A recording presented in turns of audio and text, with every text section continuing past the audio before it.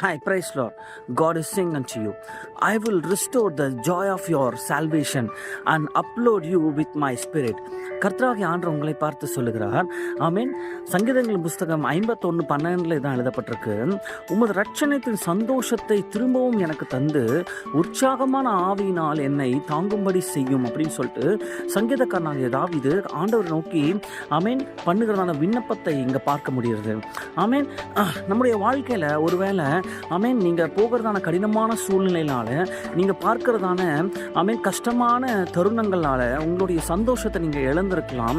இல்லைவென்றால் ஆண்டவற்றிலிருந்து வந்து ரட்சிப்பான காரியங்களை ரட்சிப்பின் அனுபவங்களை நீங்கள் இழந்து போய் சந்தோஷமே இல்லாமல் ஒரு புத்துணர்ச்சி இல்லாமல் உங்கள் வாழ்க்கையில் ஒரு ட்ரைனஸ் நீங்கள் ஃபீல் பண்ணலாம். இந்த நேரத்தில் ஆண்டோடைய வார்த்தை உங்களை பார்த்து சொல்லுகிறது, நான் உனக்கு என்னுடைய ரட்சணத்தின் சந்தோஷத்தை உனக்கு திரும்ப தருகிறேன் அப்படின்னு சொல்கிறாரு.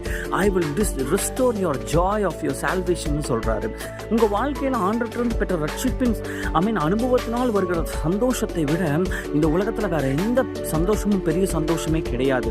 ஏன்னா அந்த ரட்சணத்தின் சந்தோஷம் நமக்கு சாதாரணமா கிடைக்கல. அதுக்காக அவர் பெரிய விலைக்கிரயமாக தன்னுடைய ஜீவனை கொடுத்து தன்னுடைய ரத்தத்தை சிந்தி அந்த மீட்பினால நமக்கு அந்த ரட்சிப்பையும் அந்த ரட்சணத்தையும் தந்திருக்கிறார்.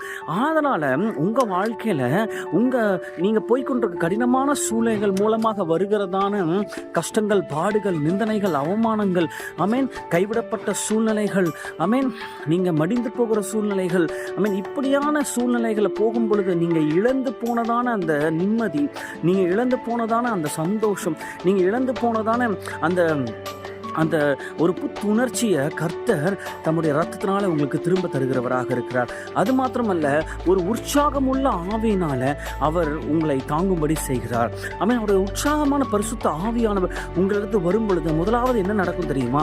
பரிசுத்த ஆவியானவர் மேல் வீட்டு அறையில் 120 பேர் கூடியிருக்கும் பொழுது அவர் இறங்கிய பொழுது முதலாவது அந்த பரிசுத்த ஆவியானவர் அவர்கள் மேல் இறங்கின உடனே அவர்கள் பலன் அடைந்தார்கள்.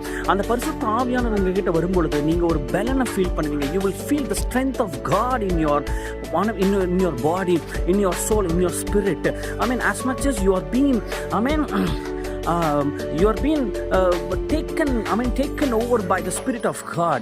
கர்த்தருடைய ஆவியினால நீங்க எடுத்துக்கொள்ளப்படும் பொழுது, கர்த்தருடைய ஆவியினால நீங்க ஆட்கொள்ளப்படும் பொழுது, அந்த பரிசுத்த ஆவியானவர் உங்களை முதல்ல பலப்படுத்துகிறார். பயப்படாத, நான் உங்க கூட இருக்கிறேன். கர்த்தராகிய ஆண்டவர் உன் வாழ்க்கையில் என்ன செய்ய நினைக்கிறாரோ அது கண்டிப்பா நடக்கும் அப்படின்னு சொல்லிட்டு உங்களை பலப்படுத்தி ஆண்டவர் உங்க வாழ்க்கையில வச்சிருக்கிற திட்டங்களுக்கு நேராக உங்களை நடத்துகிற பரிசுத்த ஆவியானவராக இருக்கிறார். அதனால் உங்கள் வாழ்க்கையில் நீங்கள் இழந்து போன சந்தோஷத்தை, ரட்சிப்பின் அனுபவங்களை கர்த்தர் இன்றைக்கு புதுப்பித்து தருகிறார். அது மாத்திரம் இல்லை, தம்முடைய உற்சாகமுள்ள ஆவியினால் அவர் உங்களை தாங்குகிறார். கர்த்தர் தாமே உங்களை ஆசீர்வதிப்பாராக. ஆமென்.